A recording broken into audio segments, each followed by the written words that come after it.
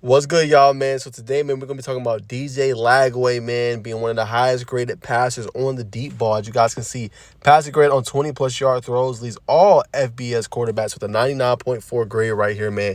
He has been spectacular on the downfield throws, man. So that's a great telltale sign. We know Florida's had great downfield passers in years past and doing a pretty good job with recruiting.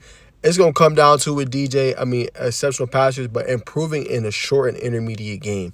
But you talk about big play guy, like DJ has that. And I think he has the makings to be a star for the Florida Gators at quarterback, something they have not had in a very, very long time. But when you see a guy like this, true freshman coming in and connecting on big-time throws down the field, creating big chunk plays for your team, that says a lot about the future of your team, man. And he's going to be the guy. Graham Mertz, he's done. Like, that's it for his college eligibility. This is your next guy in line. Now, he's getting the experience.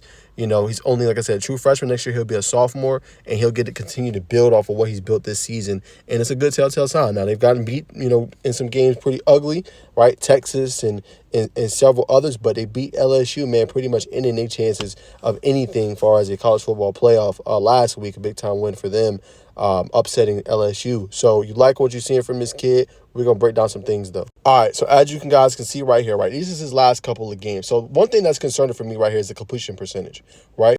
Now, one thing to take into consideration, though, when you think about completion percentage, right, when you connecting on a lot of your downfield throws, you're not going to probably always be the most accurate. When I say the most accurate, like, you're going for the big chunk plays, so not necessarily all the time you're going to always connect on them. You know what I'm saying? So that's why I said the next phase of his game is that short and intermediate, being able to take that. But taking your chances when they are there with your receivers, trusting them to come up with the big plays. And we've seen it. 226 yards passing, a touchdown in the last game, no sacks either, 135 quarterback rating. So that's what you want to see, right?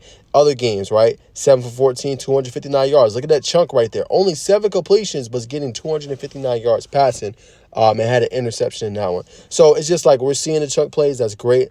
It just he's going to have to clean up some of his mechanics a little bit, his accuracy on some of those throws. And, man, I tell you, though, they got the makings of a star, man. They do. Now, the numbers are not gaudy.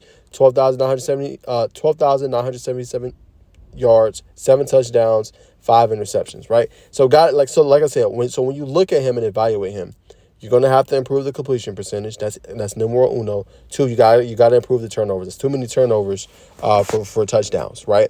That's not even a 2-to-1 ratio. That's like a 1.2 something ratio. Every touchdown, you only have an interception. So he's going to have to improve that. So those are the areas for him to clean up. But the big plays, him hitting these receivers in stride, you like everything that you're seeing out of DJ Lagway going forward. Now it's just building the team around him. And Florida has to do that. That's in the transfer portal, right, which was going to be crazy and hectic. That's on signing day, which is going to be crazy and hectic. Y'all definitely stay tuned to the channel because we're going to have reactions to all that. And I might even have a couple bombshells myself. But build the team around DJ. Keep getting them great complementary weapons in the receiving game. Keep getting them great running backs as well. And get them a formidable defense, right? Now, this doesn't necessarily have to be a Florida defense of years past. But if you can get him a top 45, top 40, top 35 type defense, then you're looking at something pretty special down the line. Now, it's not going to be easy because you're in the SEC. So it starts with, obviously, that beating your in-state rivals, beating the Florida State when you play them, beating the Miami when you play them, beating Georgia in that Georgia versus Florida rivalry. That's where it starts. You know, you got to beat your rivals. You got to handle business. But you like what you see from this kid. And you could just see sometimes a guy got it. He got it. He just got to clean up some things. And he could end up having a really good sophomore season, man. So I just want to talk about him, give him his flowers, man. He's been great. DJ Lagway, I think, is the next star in college football, the sport itself, coming next year to a TV near you in 2025.